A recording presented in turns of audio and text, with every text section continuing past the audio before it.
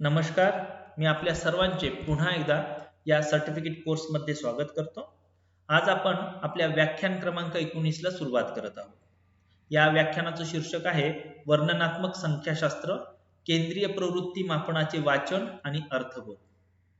व्याख्यान क्रमांक 18 मध्ये आपण केंद्रीय प्रवृत्ती मापनाचा अर्थ पाहिलेला आहे. शिवाय केंद्रीय प्रवृत्ती मापनाचे जे वेगवेगळे प्रकार आहेत त्यातील प्रामुख्याने गणित मध्य, मध्यक आणि बहुलक यांचा सुद्धा अर्थ आपण समजावून घेतलेला आहे.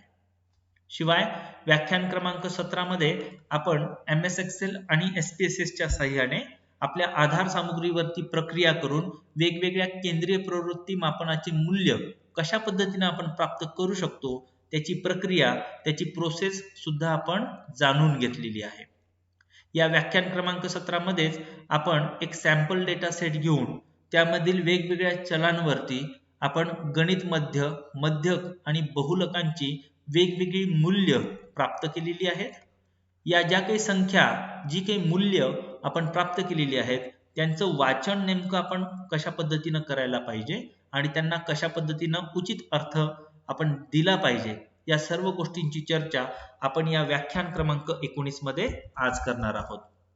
व्याख्यान क्रमांक 19 चे उद्दिष्ट वर्णनात्मक संख्याशास्त्रीय केंद्रीय प्रवृत्ती मापन निष्पत्तींचे वाचन आणि अर्थबोध कशा प्रकारे करावी याची ओळख आपणा सर्वांना करून देणे हा आहे. प्रत्यक्षात या सर्व निष्पत्तींचे वाचन आणि अर्थबोध करण्यापूर्वी आपण अतिशय थोडक्यात गणित मध्य, मध्यक आणि बहुलक यांचा अर्थ पुन्हा एकदा समजावून घेऊ. गणित मध्य ही एक अशी प्रक्रिया आहे की ज्यामधून जे मूल्य आपल्याला प्राप्त होतं ते मूल्य प्रत्यक्षात त्या संपूर्ण आकडेवारीची सरासरी व्यक्त करत असतो, सरासरी सांगत असतो. गणित मध्य काढण्याची प्रक्रिया ही एकूण दिलेल्या संख्यांची बेरीज करून त्याला जेव्हा आपण निरीक्षण संख्येने भागतो तेव्हा आपल्याला गणित मध्य म्हणजेच सरासरी आपल्याला प्राप्त होत असते. सूत्ररूपामध्ये x bar is equal to summation x divided by n या स्वरूपामध्ये जेव्हा आपण कॅल्क्युलेशन्स करतो तेव्हा आपल्याला गणित मध्य किंवा सरासरी प्राप्त होत असते. याविषयीची सविस्तर चर्चा आपण यापूर्वीच्या व्याख्यानामध्ये केलेलीच आहे. मध्यक म्हणजे काय? मध्यक म्हणजे दिलेल्या वितरणामधील बरोबर मध्यभागी असणारी संख्या की जी संख्या दिलेल्या वितरणाला दोन समान भागात विभाजित करते. यापैकी वरील भाग हा 50% वितरण दर्शवितो तर खालील भाग हा 50% वितरण दर्शवितो. ही संख्या एक विशिष्ट असं स्थान दर्शविते, त्यामुळेच मध्यकाला आपण पोझिशनल व्हॅल्यू असंही संबोधत होतो. मध्यकालाच आपण पोझिशनल व्हॅल्यू म्हणून सुद्धा ओळखत असतो. त्यानंतर आपण पाहूया बहुलक. बहुलक म्हणजे काय? तर बहुलक म्हणजे दिलेल्या आकडेवारीमधील सर्वाधिक वेळा पुनरावृत्ती झालेली संख्या, एक अशी संख्या की जिची वारंवारिता सर्वाधिक आहे. या तिन्ही संकल्पनांचा अर्थ आपण विस्तृतपणे यापूर्वीच्या व्याख्यानात अभ्यासलेलाच आहे. शिवाय या तिन्ही संकल्पनांना अनुसरून आपण काही महत्त्वाच्या प्रश्नांची चर्चा सुद्धा यापूर्वीच्या व्याख्यानात केलेली आहे. ही सर्व चर्चा झाल्यानंतर मग आपण आता आपल्या या निष्पत्तींचे वाचन आणि योग्य उचित असा त्याला अर्थ देण्याच्या प्रक्रियेकडे वळूया. आणि त्यासाठी मी पुन्हा एकदा आपणा सर्वांना आपण जो एक सॅम्पल डेटा सेट घेतला होता त्या सॅम्पल डेटा सेट वरती घेऊन जातो. या सॅम्पल डेटा सेटचा वापर आपण आपल्या व्याख्यान क्रमांक 17 मध्ये सुद्धा केलेला आहे. आणि व्याख्यान क्रमांक 17 मध्ये याच सॅम्पल डेटा सेट वरती आपण प्रक्रिया करून वेगवेगळे केंद्रीय प्रवृत्तीचे मूल्य आपण या ठिकाणी प्राप्त केलेले आहेत. या व्याख्यानामध्ये आपण या सर्व मूल्यांचं वाचन कसं करायचं आणि त्यांना उचित अर्थ कसा द्यायचा याची चर्चा आपण या आजच्या व्याख्यानामध्ये करणार आहोत. या सॅम्पल डेटा सेट मध्ये जे चल आपण घेतलेले आहेत त्या चलांमधील काही चल हे नाममात्र चल आहेत, काही चल हे क्रमवाचक चल आहेत, तर इतर काही चल हे आपले प्रमाण किंवा श्रेणी स्वरूपाचे चल आहेत. या व्याख्यानाची रचना अशी केलेली आहे की सगळ्यात आधी आपण नाममात्र चलांना घेणार आहोत आणि या नाममात्र चलांची जी काही निष्पत्ती आहे त्या निष्पत्तींचं वाचन आपण करणार आहोत आणि यांना अर्थ देण्याचा प्रयत्न करणार आहोत. त्यानंतर आपण क्रमवाचक वरती काम करणार आहोत आणि सगळ्यात शेवटी प्रमाण किंवा श्रेणी चलांच्या ज्या काही निष्पत्ती आहेत त्यांचं वाचन आणि त्यांना योग्य उचित असा अर्थ देण्याचा आपण प्रयत्न करणार आहोत. चला तर मग आपण सुरुवात करूया आपल्या पहिल्या नाममात्र चलाला, की ज्याला आपण जेंडर या नावाने ओळखतो. जेंडर वरती जर आपण मीन मीडियन मोड याचे फंक्शन्स वापरले, MS एक्सेल असेल किंवा SPSS असेल, तर आपल्याला कोणतीही निष्पत्ती प्राप्त होत नाही. MS एक्सेल मध्ये आपल्याला एरर मेसेज येतो, तर SPSS मध्ये सुद्धा आपल्याला कोणतंही मूल्य या चलावरती प्राप्त होत नाही. त्याचं मुख्य कारण काय आहे, तर त्याचं मुख्य कारण आहे हा जो जेंडर नावाचा चल या ठिकाणी आहे, इथं जे की प्रतिसाद आपण नोंदवलेले आहेत ते हे सर्व प्रतिसाद हे शब्द रूपात नोंदवलेले आहेत. यालाच आपण स्ट्रिंग व्हेरिएबल म्हणून पण जाणतो. जेव्हा शब्द रूपात एखादी माहिती असेल तर त्यावरती बऱ्याचशा सांख्यिकीय प्रक्रिया करता येत नसतात. त्याच कारणाने या ठिकाणी मीन, मीडियन आणि मोड आपल्याला काढता आलेलं नाहीये. याच जेंडर या व्हेरिएबलला आपण विशिष्ट असे संकेतांक देऊन एक जेंडर सी नावाचा नवीन व्हेरिएबल आपण तयार केलेला आहे आणि इथे मात्र आपण हे सर्व प्रतिसाद आपण संख्या रूपामध्ये त्यांची नोंदणी केली. या जेंडर सी वरती मात्र प्रक्रिया होऊ शकते. मग MS एक्सेल मध्ये आपण या जेंडर सी वरती प्रक्रिया करून मीन, मीडियन आणि मोड काढलेले आहेत. या प्रत्येक मूल्याचं आपण वाचन करूया. आता इथे अरिथमेटिक मीन जे आले ते 0.46 आलेले आहे. याला आपल्याला काही अर्थ देता येऊ शकतो का? अरिथमेटिक मीन म्हणजे काय? अरिथमेटिक मीन म्हणजे सरासरी. अरिथमेटिक मीन मध्ये जे काही मूल्य येतं ते आपल्याला एक सरासरी व्यक्त करत असतो. मग आता याला अनुसरून आपल्याला असं म्हणता येईल का की जे काही माझे प्रतिसादक आहेत, जे कोणी माझे रिस्पॉन्डंट आहेत, ते सरासरीने ना ते 0 आहेत ना ते सरासरीने 1 आहेत, तर ते 0.46 आहेत असं आपल्याला म्हणता येऊ शकतं का? आणखीन थोडंसं मी पुढे जाऊन तुम्हाला सांगतो. 0 ही संख्या आपण मेलला आपण संकेतांक दिलेला आहे, तर 1 हा जो संकेतांक आहे तो आपण फिमेलला दिलेला आहे. मग मला असं म्हणता येऊ शकतं का या 0.46 च्या आधारे की माझे जे काही प्रतिसादक आहेत, जे काही रिस्पॉन्डंट्स आहेत, ना ते मेल आहेत ना ते फिमेल आहेत, परंतु ते त्यांच्या आतमध्ये मीन्स 0.46 या स्वरूपामध्ये आहेत. इथे आपल्याला काहीही अर्थ अशा पद्धतीने लावता येत नाही. या संख्येचा कसलाही अर्थबोध आपल्याला अगदी निश्चितपणे होत नाही. म्हणजेच काय, जर आपल्याकडे नाममात्र चल असेल तर त्या नाममात्र चलावरती मीन, MS एक्सेल असेल, SPSS असेल, ते काही ना काही मूल्य देतील, कारण तुमचे या ज्या सर्व संख्या आहेत या अंक स्वरूपामध्ये, संख्या स्वरूपात आहेत. ठीक आहे.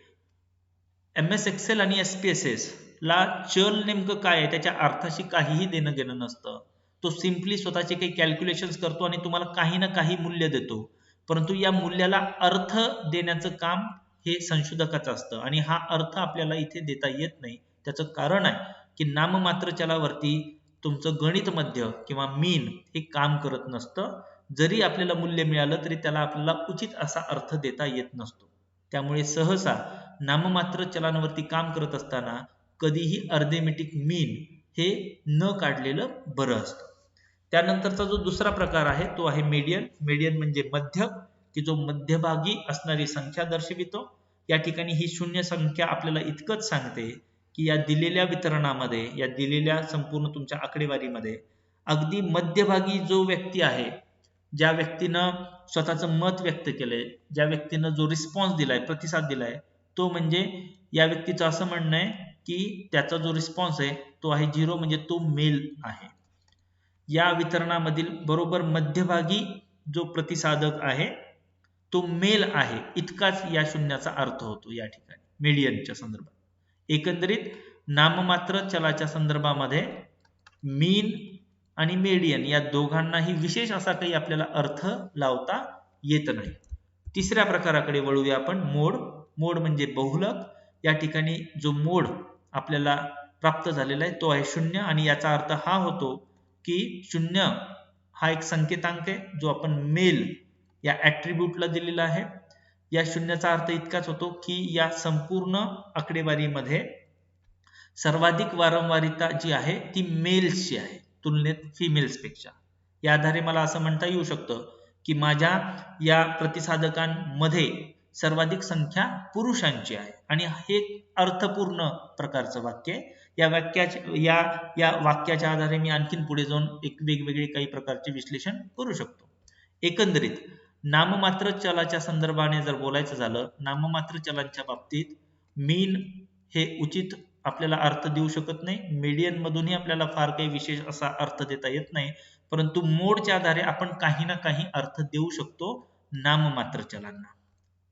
या पद्धतीनं आपण नाममात्र चलांना अनुसरून मीन मीडियन मोडचे वाचन करत असतो आणि अशा पद्धतीनं आपण अर्थ देऊ शकत असतो. हाच जो मोड आहे हा चार्ट स्वरूपामध्ये दाखवत असताना जो कॉलम किंवा जो बार चार्ट सर्वात उंच आहे तो आपल्याला मोड दर्शवितो. ठीक आहे.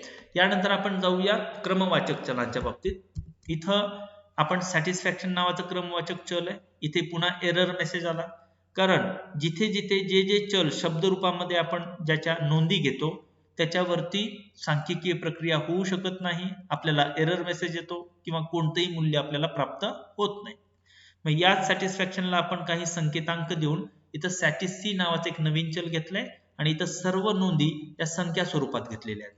या संख्या स्वरूपात घेतलेल्या नोंदींवरती सांख्यिकीय प्रक्रिया होते आणि इथं मीन मीडियन मोड काढण्यात आले. या प्रत्येकाचं आपण वाचन करूया. पहिली संख्या घेऊया 2.61. तत्पूर्वी हे जे काही सॅटिस्फॅक्शन आहे याला जे काही आपण संकेतांक दिलेले ते या प्रकारे आहेत. 1 हा संकेतांक आपण व्हेरी सॅटिस्फाईडला दिलाय, 2 हा सॅटिस्फाईडला दिलाय, 3 हा आपण न्यूट्रल साठी दिलेला आहे, 4 हा आपण व्हेरी फक्त अनसॅटिस्फाईडला दिलाय आणि 5 हा संकेतांक आपण व्हेरी अनसॅटिस्फाईड ला दिलेला आहे. जर तुम्हा सर्वांना आठवत असेल हा सर्व भाग आपण पूर्वीच्या एका व्याख्यानामध्ये संकेतांक आणि या सर्व प्रकरणामध्ये आपण हा अभ्यासलेला आहे. आता या ठिकाणी हे जे मूल्य आले 2.61 याचा अर्थ काय? अरिथमेटिक मीन म्हणजे काय? ऍव्हरेज. मग जेव्हा हे मूल्य येतं याचा अर्थ हा होतो की जे काही माझे प्रतिसाधक आहेत ते सरासरीने ना ते सॅटिस्फाईड आहेत ना ते न्यूट्रल आहेत, परंतु ते इथं कुठेतरी आतमध्ये आहेत, कारण 2.61 हे या दोन संख्येच्या आतमध्ये कुठेतरी येतं. पुन्हा इथे मग आपल्याला या 2.61 ला आपल्याला काहीही अर्थ स्पेसिफिक अर्थ आपल्याला देता येत नाही, म्हणून आपण या जे काही क्रमिक चल आहेत त्यांच्याही बाबतीत आपण अरिथमेटिक मीनचा वापर करू नये. मीडियनचा जर वापर केला तर मध्य म्हणजे काय, तर एक्झॅक्टली मध्यभागी असणाऱ्या प्रतिसाधकाचं काय म्हणणं आहे, तर हे जे काही वितरण आहे या वितरणामध्ये याचं जर मी असेंडिंग ऑर्डर मध्ये जर मी अरेंज केलं आणि जर मी बरोबर मध्यभागी जी संख्या आहे ती शोधली तर ती संख्या आहे 2. याचा अर्थ याच्या वरती 50% वितरण आहे, याच्या खाली 50% वितरण आहे. दुसऱ्या शब्दात सांगायचं झालं तर 2 ही अशी संख्या आहे की ज्याच्या भोवताली इतर सर्व संख्या एकवटलेल्या आहेत.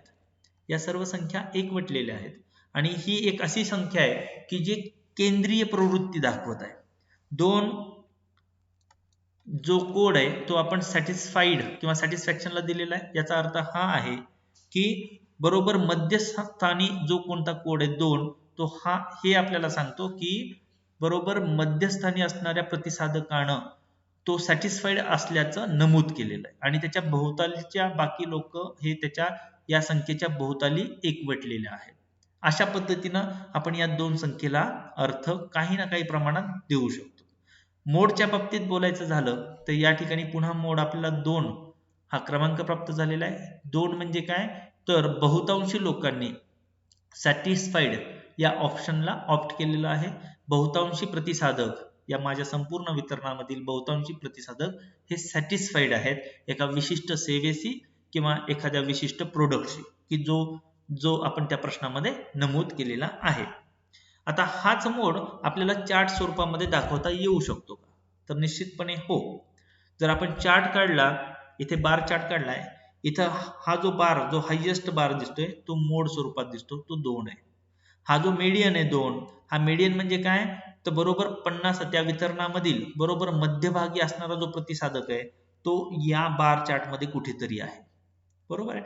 मीन 2.61 हा 2 आहे आणि हा 3 आहे, तर या दोघांच्या मध्ये कुठेतरी 2.61 आहे, याला आपल्याला अर्थ देता येत नाही. बऱ्याचदा आपल्याला मीडियनला सुद्धा अर्थ देत असताना अडचणी निर्माण होतात, परंतु जेव्हा तुमचा ऑर्डिनल डेटा आहे, लिकर्ट स्केल वगैरे असेल, तर आपल्याला मीडियनला अनुसरून काही ना काही अर्थ देता येऊ शकतो. परंतु क्रमिक चलावरती कधी पण आपल्याला गणित मध्याला अनुसरून कसलाही अर्थ आपल्याला देता येऊ शकत नाही. आपण आता पुढच्या चलाच्या प्रकाराकडे जाऊया आणि तो आहे प्रमाण किंवा श्रेणी चल.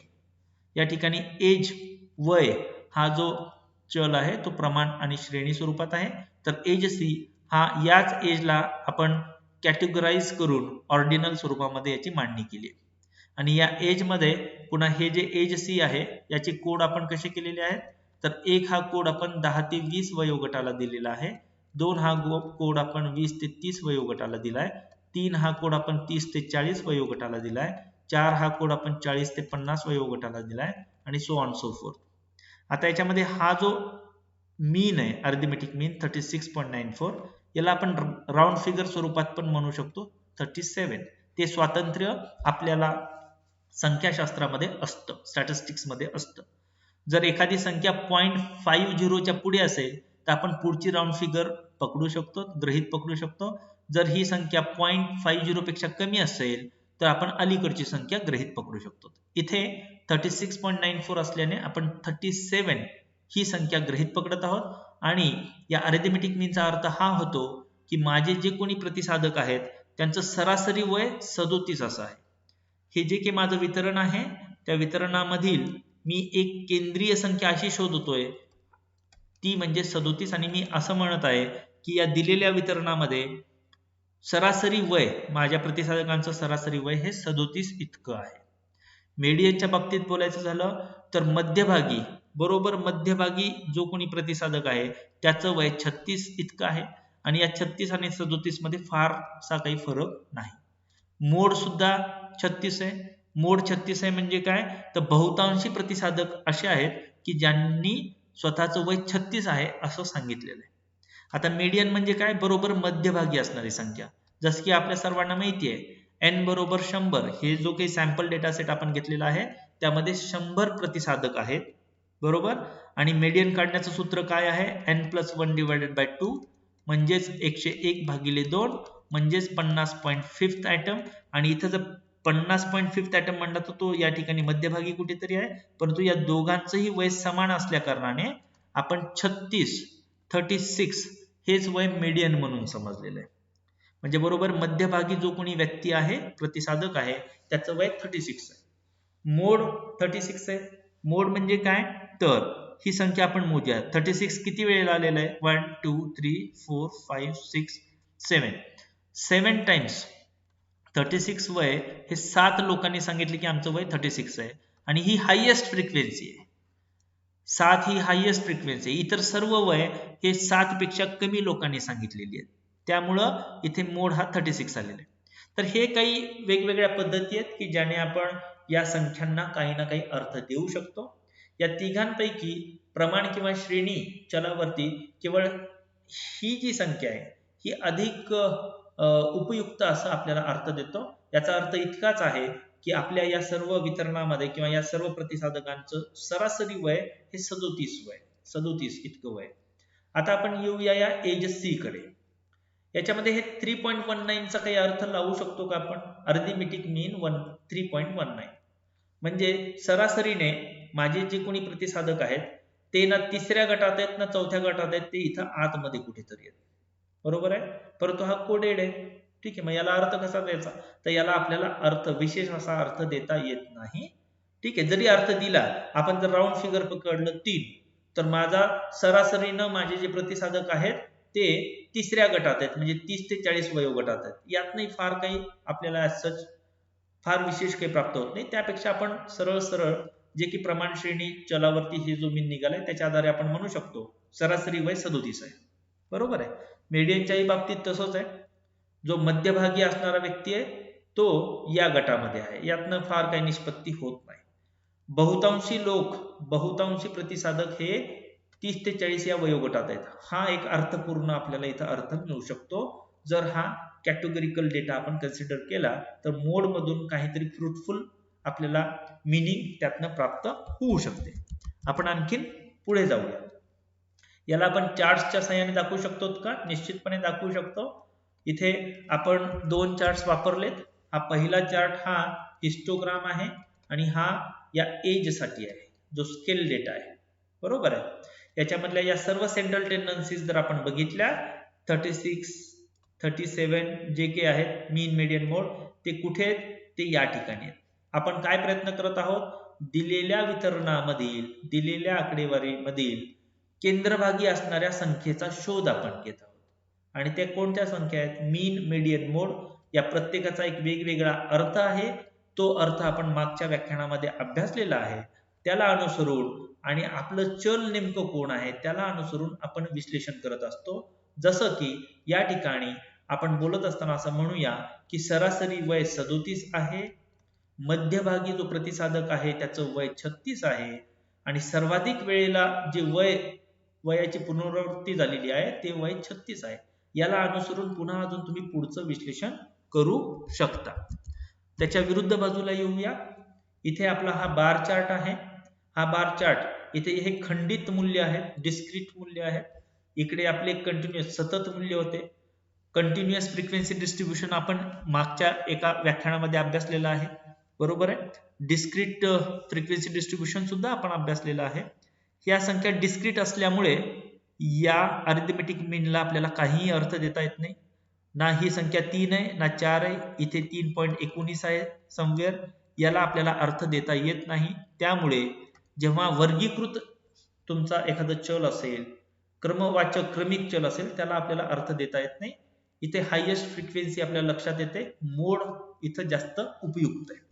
एकंदरीत जर प्रमाण किंवा श्रेणी स्वरूपाचं चल असेल तर आपण अरिथमेटिक मीनचा वापर करावा. आता याच एजला मी थोडंसं वेगळ्या प्रकारे इथे दाखवले. हे प्रत्येक एक मूल्य आपण इथं हिरव्या या छोट्या सर्कलनं दाखवले. हे प्रत्येक मूल्य या ठिकाणी नमूद आहे. बरोबर आहे. हे 16 वय 16 या ठिकाणी याने आपण नमूद केलंय. हे 18 वय पुन्हा आपण या ठिकाणी कुठेतरी नमूद केलेलं आहे. तर हे प्रत्येक सेल्स आपण हे छोटे छोटे सर्कल्स दाखवलेत. आता हे जे मीन आहे हे आले 36.94, 37. हा 37 इथे. त्यानंतर मीडियन आणि मोड 36 आहे. आणि हे दोन्ही कोण आहेत? हे दोन्ही सेंट्रल टेंडन्सी. हे तिन्ही कोण आहेत?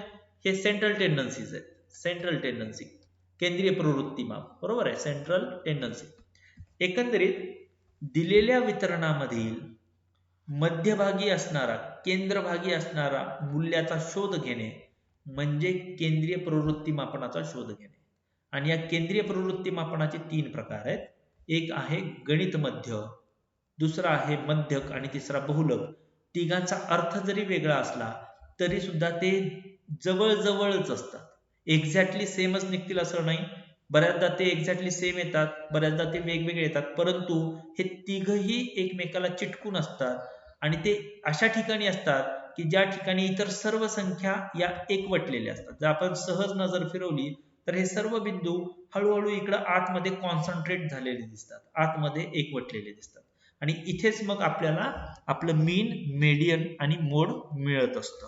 ठीक आहे. एकंदरीत इथे केवळ मी प्रयत्न हाच करत आहे की केंद्रीय प्रवृत्ती मापन म्हणजे नेमकं काय याचा आपणा सर्वांना अर्थ लक्षात यावा. आपण पुढच्या चलांकडे जाऊया. इथे 2 चल आपण घेतलेले आहेत आणि त्यांच्या आकृत्याही काढलेल्या आहेत. एक आहे उंची आणि दुसरा आहे वजन. उंचीच्या बाबतीमध्ये जर बोलायचं झालं तर हे दोन्ही प्रमाण किंवा श्रेणी स्वरूपाचे चल आहेत. याच्यामध्ये सरासरी जी उंची आहे ती 168 आहे. जे मध्यभागी एक्झॅक्टली जो माझा मध्यभागी प्रतिसादक आहे त्याची उंची 168 आहे आणि याच्या आजूबाजूला सर्वजण एकवटलेले आहेत. या अनुषंगाने आपण मीडियन व्यक्त करत असतो. 168 सेंटीमीटर ही जी उंची आहे ही सर्वाधिक रिस्पॉन्डंटनी सांगितलेली उंची.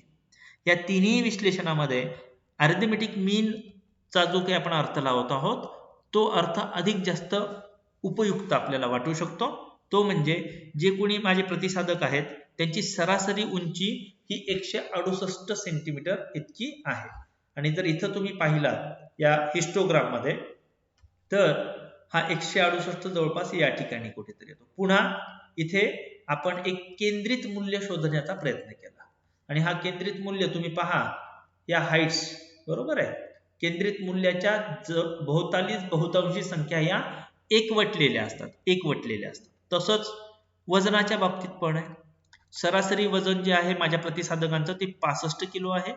जे मीडियन आहे मध्यक वजन जे आहे ते 66 आहे आणि जे बहुलक आहे विथ हायेस्ट फ्रिक्वेन्सी बहुतांशी लोकांनी जे वजन आहे की ज्याची फ्रिक्वेन्सी सर्वात जास्त आहे वारंवारिता जास्त आहे ते 67 आहे.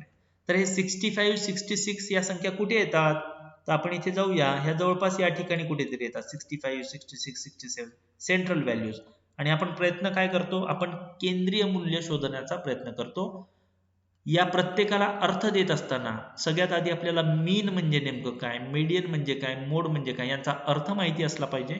तो अर्थ माहिती झाल्यानंतर माझं नेमकं व्हेरिएबल कोण आहे त्याचं मोजमाप कसं केलंय वजन किलोग्राम मध्ये आहे उंची सेंटीमीटर मध्ये आहे का फुटात आहे कशी आहे हे ठरल्यानंतर मग हे जे मूल्य आहे त्याचं विश्लेषण त्याला अर्थ आपण नंतर देऊ शकतो.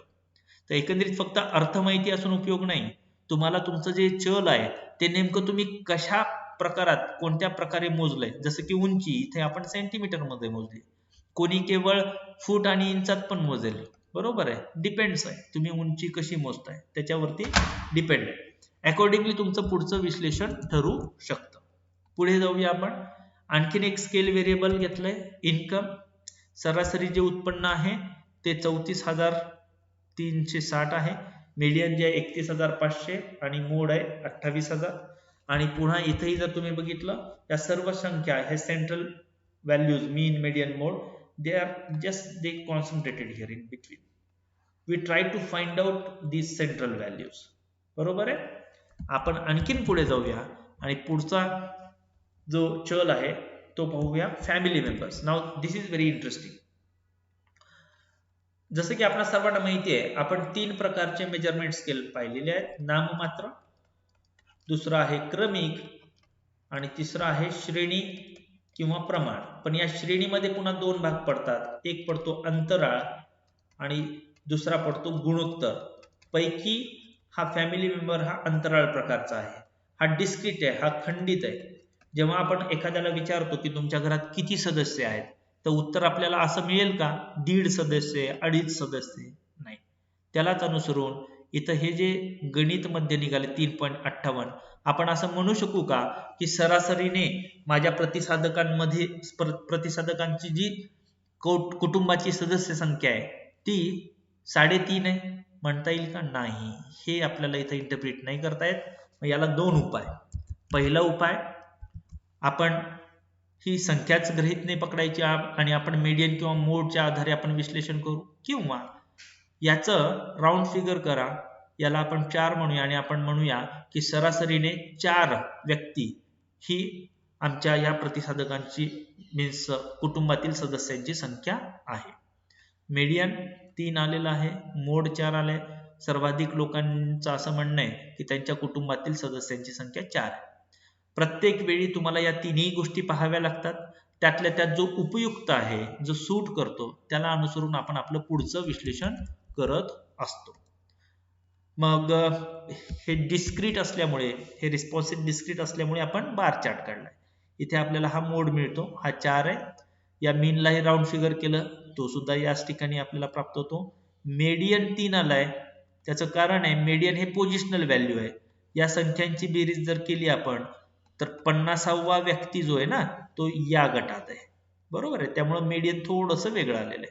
तर हे सगळं इंटरेस्टिंग आहे. जेव्हा आपण प्रत्येक एका चलाला घेऊन असं प्रत्येक वेळी आकृती काढणे वेगवेगळे टेबल्स काढणे आणि याला अर्थ लावण्याचा प्रयत्न केला निश्चितपणे आपल्याला काही मिनिंगफुल काही गोष्टी याच्यातनं निघू शकतात. प्रत्येक वेळी प्रयत्न हाच करायचा कोणताही डेटा दिला तर पहिले फ्रिक्वेन्सी टेबल किंवा स्टेम अँड लीफ वगैरे काढायचा प्रयत्न करा. नंबर 2 ची स्टेप आहे आकृत्या काढण्याचा प्रयत्न करा. आकृत्या काढल्यानंतर सेंट्रल टेंडन्सीकडे जा. खरोखरच काही फ्रुटफुल आपल्याला रिझल्ट त्यातनं मिळू शकतात. पुढचा जो चल आहे तो घेऊया पर हेड इन्कम. पुन्हा या ठिकाणी जे सरासरी उत्पन्न आहे 10,000च्या आसपास आहे, मीडियन 9,310 आणि मोड 9,000. आता हा फरक का आला? कारण इथं एक हा आउटलायर आहे. आउटलायर म्हणजे एक अशी संख्या आहे की जी एक नॉर्मल पॅटर्न पेक्षा खूपच पुढची संख्या आपण या ठिकाणी नमूद केली, त्यामुळं याच्यामध्ये पुन्हा थोडासा फरक पडतो. आउटलायर म्हणजे नेमकं काय? तोही भाग आपण या व्याख्यानात चर्चा करणार आहोत, परंतु पुढच्या काही स्लाइड्समध्ये. एकंदरीत आपण आत्तापर्यंतच्या या स्लाइड्समध्ये जे वेगवेगळी चल होते त्या चलांचे हे जे की आपल्याला व्हॅल्यूज आपण एक प्रक्रिया करून आपण मिळवले होते, त्या प्रत्येकाचं वाचन आणि त्या प्रत्येकाला एक विशिष्ट असा अर्थ देण्याचा आपण प्रयत्न या आतापर्यंतच्या स्लाइडमध्ये केलेला आहे. आता आपण आणखीन थोडंसं पुढे जाऊया. MS Excel मध्ये किंवा SPSS मध्ये जे की आपण रिझल्ट प्राप्त करतो, आउटपुट्स प्राप्त करतो, ते आउटपुट सेम आहेत. प्रक्रिया थोडीफार वेगळी असू शकते. हे सर्व आउटपुट सेम आहेत. तुम्ही कोणतंही व्हेरिएबल घ्या, त्या सर्व व्हेरिएबल्सचे outputs are same. All these outputs are same. थोडेफार फरकानं all they are same. For example इथं जर 0.9669 आहे, इथं ते 4 डिजिट्स मध्ये दाखवले. एवढाच फार मायनर काही फरक तुम्हाला दिसू शकतो. Otherwise the results are same. इथे तुम्हाला सॅटिस्फॅक्शनला एरर आलेले आहेत, इथं तो काहीच कॅल्क्युलेट करून नाही दिलेले, कारण ते स्ट्रिंग व्हेरिएबल आहे. फाईन. सो आपल्याला ज्याच्यामध्ये आपण कम्फर्टेबल आहोत, if you are comfortable in MS Excel, आपण MS Excel वापरू शकता. जर आपण SPSS मध्ये कम्फर्टेबल आहोत तर आपण SPSS वापरू शकतो प्राथमिक अवस्थेमध्ये. ॲडव्हान्स स्टॅटिस्टिक्स साठी निश्चितपणे SPSS खूप चांगलं आहे, किंवा R सॉफ्टवेअर किंवा इतर सॉफ्टवेअर्स हे चांगले आहेत. प्राथमिक अवस्थेमध्ये आपण कोणतेही एक हे वापरू शकतो.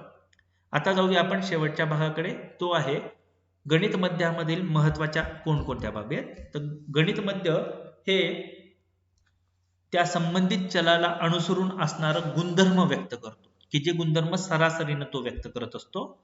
हा गणित मध्य प्रामुख्याने प्रमाण किंवा श्रेणी चलासाठीच जास्त उपयुक्त आहे. शिवाय हा गणित मध्य सेंटर ऑफ ग्रॅव्हिटी सांगत असतो, तो बॅलन्स करत असतो सर्वच प्रकारच्या व्हॅल्यूजला. शिवाय एकाच पॉप्युलेशन, एकाच समग्रामधून जर आपण 2 वेळेला सॅम्पल घेतले तर मिळणारं जे की मीन आहे, पहिल्यांदा मिळणारं मीन हे दुसऱ्यांदा मिळणाऱ्या प्राप्त होणाऱ्या मीन पेक्षा फार दूर नसतं, ते जवळपासच असतं. व्हॉट डज दॅट मीन? याचा अर्थ हा आहे, समजा एक व्यक्ती, एक संशोधक येतो आणि हिमोग्लोबिन लेवलवरती तो काम करतो आणि तो काही सॅम्पल्स निवडतो शास्त्रोक्त पद्धतीनं. त्याच्या आधारे तो हिमोग्लोबिन लेवल सांगतो 9.5, महिलांचं हिमोग्लोबिन लेवल, आणि हे तुमचं मीन आहे. दुसरा संशोधक येतो आणि तो संशोधक सुद्धा शास्त्रोक्त पद्धतीनं काही सॅम्पल्स निवडतो आणि त्या सॅम्पल्सच्या आधारे तो रिझल्ट काढतो की बाबा हे जे हिमोग्लोबिन लेवल आहे या समग्राचं ते 9.7. या दोघांमध्ये फारसा फरक नसतो आणि हे that is the beauty of arithmetic mean. त्याचमुळं गणित मध्य हे एक प्रसिद्ध पद्धती म्हणून वापरली जाते केंद्रीय प्रवृत्ती मापनामधून. ठीक आहे. Mean is not positional value. हे काही स्थान दर्शवणारं मूल्य नाही आहे. याच्यासाठी एक रिजिड फॉर्म्युला आहे, x bar is equal to summation x divided by n, की ज्यामध्ये प्रत्येक एका या प्रतिसादाचा आपण सगळ्याला मिळून एक बेरीज करतो, म्हणजे प्रत्येक एका या रिस्पॉन्सचा या सूत्रामध्ये समावेश होतो. त्यामुळे गणित मध्य हे सगळ्यात प्रसिद्ध असं सेंट्रल टेंडन्सीचं एक प्रकार समजला जातो. शिवाय या एक्स बार वरती आपण पुढील सांख्यिकीय प्रक्रिया करू शकतो, की ज्या सांख्यिकीय प्रक्रिया आपल्याला मीडियन आणि मोड वरती करता येत नाही. आणि जो सगळ्यात शेवटचा महत्वाचा मुद्दा आहे, mean is affected by extreme values. जर तुमच्या या आकडेवारीमध्ये एखादं व्हॅल्यू असं आहे की जे फारच वेगळं आहे, फारच मोठा मूल्य आहे, त्याचा परिणाम अरिथमेटिक मीन वरती होऊ शकतो. तो कसा होतो तो थोडक्यात बघूया. इथे एक एक्झाम्पल दिलंय, मंथली इन्कम दिलेलं आहे. याचं जेव्हा मी तुलना करतो, याचं जेव्हा आपण अरिथमेटिक मीन काढू, तर अरिथमेटिक मीन आलेला आहे 17,429 रुपये. आता याच सर्व संख्यांना जर मी या ठिकाणी मांडलं तर पहिली संख्या आहे 2,000, या ठिकाणी आपण लिहूया. दुसरी संख्या से दॅट 4,000 आहे. शिवाय इथं 6,000 पण आहेत, शिवाय 7,000 पण आहेत, बरोबर आहे, आणि 8,000 पण आहेत, बरोबर. या सर्व संख्या 10,000 पेक्षा कमी आहेत. तसंच जर मी पुढे गेलो 20,000, बरोबर आहे, देन 30,000 आणि सो ऑन सो फोर्थ, ही संख्या आपल्याला पाहिजे.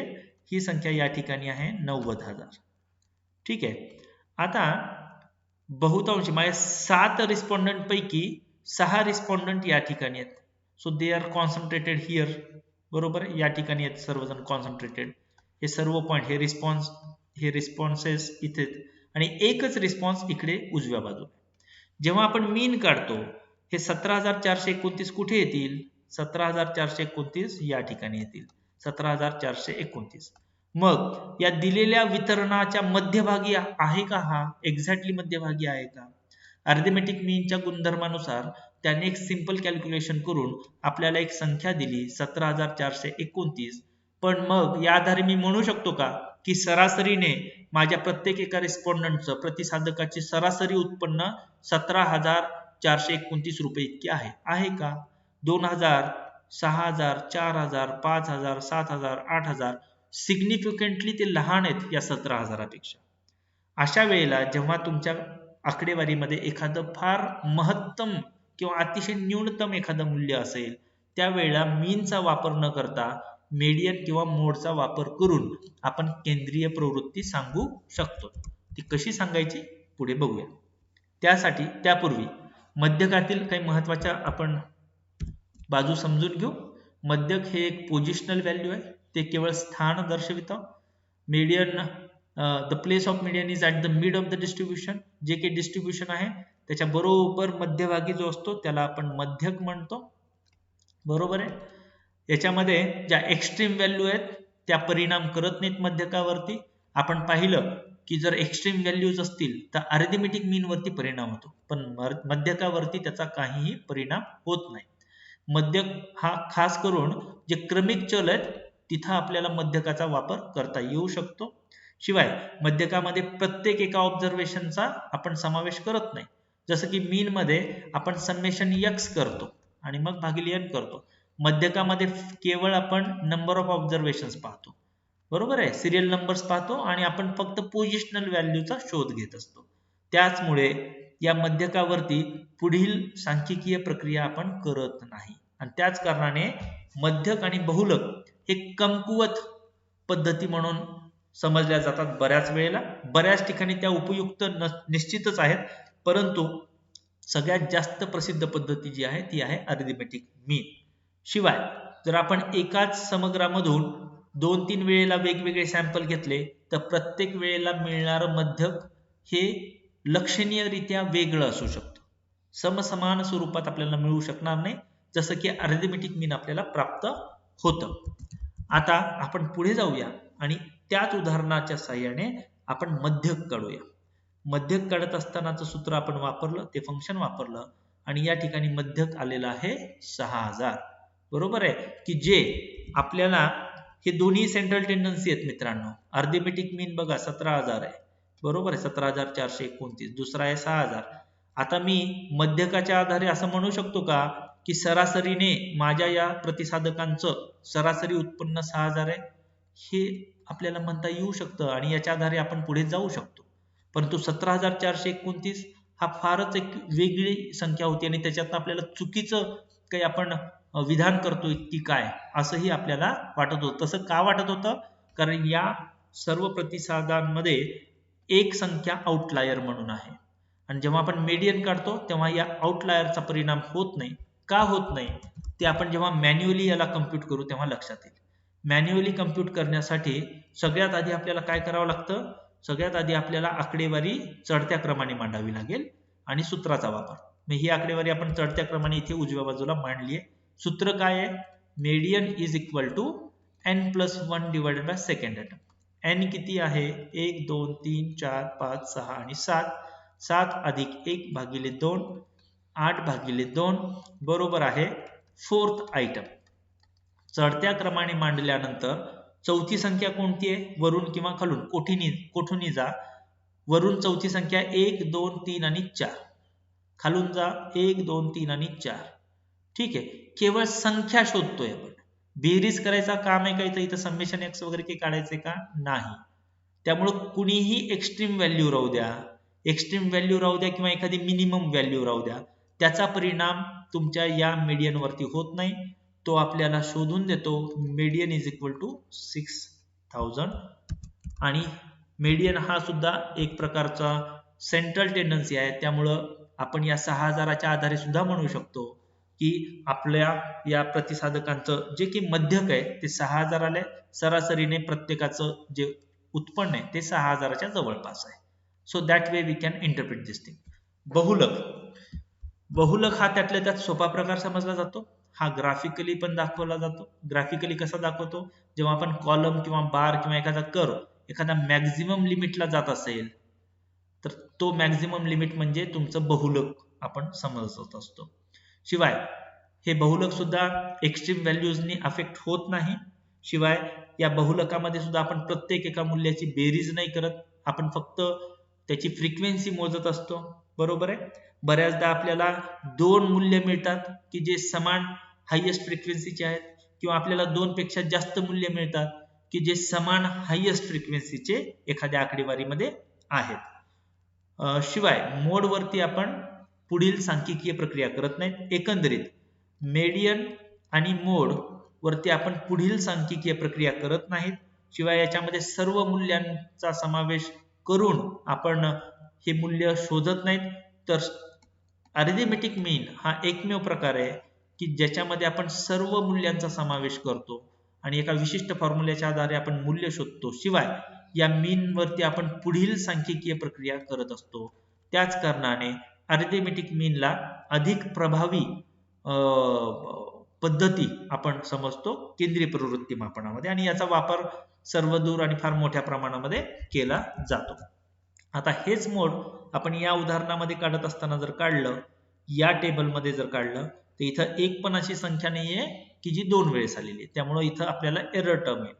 जर आपल्याला याच्यामध्ये मोड शोधायचा असेल तर या 5000च्या ठिकाणी मी 6000 ही संख्या नमूद करेल. ती केल्यानंतर इथे माझा मोड 6000 या ठिकाणी प्राप्त झालेली. ठीक आहे. म्हणजे आपण रिअरेंज केला डेटा थोडक्यात समजण्यासाठी म्हणून.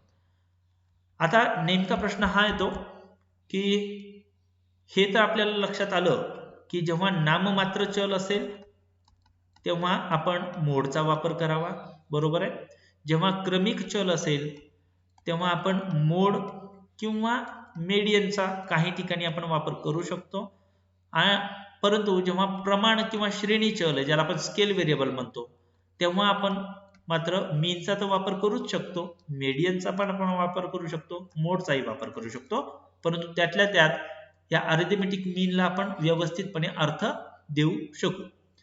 आता जो प्रश्न उपस्थित होतो तो हा आहे की जर आपल्याकडे हे प्रमाण किंवा श्रेणी स्वरूपाचं चल आहे, हे स्केल असताना आपण मीनच वापरावं का मीडियन वापरावं का मोड वापरावं, किंवा प्रश्न असा आहे की नेमकं मीन केव्हा वापरायचं, गणित मध्य केव्हा वापरायचं, मध्यक केव्हा वापरायचं आणि बहुलक केव्हा वापरायचं. तर त्यासाठी आपल्याला एक प्रकारे फार मोठ्या प्रमाणात प्रॅक्टिस करावी लागते. आपल्याला चलांची ओळख व्यवस्थित असायला पाहिजे, आपल्याला या प्रत्येकाचा अर्थ व्यवस्थित माहिती पाहिजे आणि त्याला अर्थ देता यायला पाहिजे. मग हळूहळू आपली एक स्वतःची अंडरस्टँडिंग विकसित होते आणि त्याच्या आधारे ऑटोमॅटिक आपल्याला हे लक्षात येतं की मला मीन वापरायचं आहे, मीडियन वापरायचं आहे का मोड वापरायचं आहे. असं जरी असलं तरी काही एक ठोकताळे आहेत की ज्याच्या आधारे आपल्याला ही निवड करता येऊ शकते. ते ठोकताळे या ठिकाणी आपण दिलेले आहेत. अरिथमेटिक मीन केव्हा वापरावं, जेव्हा तुमच्याकडे प्रमाण किंवा श्रेणी स्वरूपाचं चल आहे, स्केल स्वरूपाचं चल आहे. मीडियन हे जेव्हा तुमच्याकडे क्रमिक चल असतील तेव्हा आपण वापरू शकतो. मोड हे आपण तेव्हा वापरू शकतो जेव्हा आपल्याकडे नाममात्र किंवा क्रमिक चल आहे. अरिथमेटिक मीनचा वापर तेव्हा आपण करू शकतो जेव्हा आपलं डेटा डिस्ट्रीब्युशन नॉर्मल आहे. नॉर्मल म्हणजे त्याची आकृती जवळपास अशी निघते. जर डेटा डिस्ट्रीब्युशन स्क्यूड आहे किंवा एक्स्ट्रीम व्हॅल्यूज असतील डेटामध्ये, जसं की आपण बघितलं होतं एकच व्हॅल्यू इकडे होती बाकी सगळे इकडे कॉन्सन्ट्रेटेड होते, अशा वेळेस आपण अरिथमेटिक मीन न वापरता मीडियन वापरलं पाहिजे. असा एक ठोकताळा आहे. शिवाय मोडच्या बाबतीत सुद्धा तोच ठोकताळा आहे. जर एक्स्ट्रीम व्हॅल्यूज असतील तर मोडचा वापर आपण करू शकतो. अरिथमेटिक मीन मध्ये सर्व व्हॅल्यूजचा समावेश होतो, वेरॅज मीडियन आणि मोड मध्ये सर्व व्हॅल्यूजला समप्रमाणात वेटेज देऊन किंवा त्यांचा समावेश केला जात नाही. पुढील संख्याशास्त्रीय प्रक्रिया अरिथमेटिक मीन मध्ये शक्य आहेत, मीडियन मध्ये त्याच पुढील संख्याशास्त्रीय प्रक्रिया शक्य नाही आहेत. अरिथमेटिक मीन गणित मध्य तुमच्या दिलेल्या आकडेवारीमध्ये दिसतो का, उपलब्ध असतो का, तो दिसतो का, प्रत्यक्षात उपस्थित असतो का, ते डिपेंड्स ऑन डेटा, कशा स्वरूपाचा डेटा आहे. काही वेळेला तो आकडेवारीत दिसतोही, काही वेळेला तो दिसत पण नाही. मीडियनच्या संदर्भामध्ये जर तुमचे नंबर ऑफ ऑब्झर्वेशन विषम असतील तर तो दृश्य स्वरूपात असतो. जर ते सम स्वरूपात असतील, नंबर ऑफ ऑब्झर्वेशन सम असतील, तर मात्र ते दृश्य स्वरूपात त्या ठिकाणी उपस्थित नसतो. तो शोधावा लागतो, तो डिराईव्ह करावा लागतो. मोड हा निश्चितपणे तुमच्या आकडेवारीत असतोच असतो. जर तो नसेल तर मोड काढता येत नाही, बहुलक काढता येत नाही. अरिथमेटिक मीन एक प्रकारचं एक ॲव्हरेज व्हॅल्यू असतं, सरासरी मूल्य तो दर्शवितो. बहुलक हा एक विशिष्ट स्थान दर्शवतो, त्यालाच आपण पोझिशनल व्हॅल्यू म्हणतो. आणि मोड हा सर्वाधिक वारंवारिता असणारे मूल्य दर्शवितो. अरिथमेटिक मीन हे आपण जेव्हा काढतो त्याच्यासोबत आपण हिस्टोग्राम सुद्धा काढू शकतो, त्याच्यातनंही आपल्याला काही ना काही अर्थ आपल्याला मिळतो. मीडियन काढत असताना आपण कॉलम किंवा बार चार्टचाही वापर करू शकतो. मोड काढत असताना आपण कॉलम किंवा बार किंवा पाय चार्टचा वापर करत असतो. एकंदरीत आजच्या व्याख्यानामध्ये आपण जे काही आपल्या निष्पत्ती आहेत, जे काही मूल्य आपल्याला प्राप्त झालेले आहेत, ते वेगवेगळ्या चलांच्या प्रकाराला अनुसरून त्याच्यातील जे काही गणित मध्यक आणि बहुलकाचे मूल्य आहेत त्यांचं वाचन कसं करायचं आणि त्यांना अर्थ कसा आपण देऊ शकतो याविषयीची आपण चर्चा केली. मला आशा आहे की आपल्या सर्वांना हे जे काही व्याख्यान आहे हे लक्षात आलं असेल आणि यामध्ये ज्या काही गोष्टी आपण शिकल्या यांचा वापर आपण आपल्या संशोधन कार्यामध्ये किंवा डेटा अनालिसिस मध्ये आपण करू अशी आशा बाळगतो आणि याच ठिकाणी थांबतो. धन्यवाद.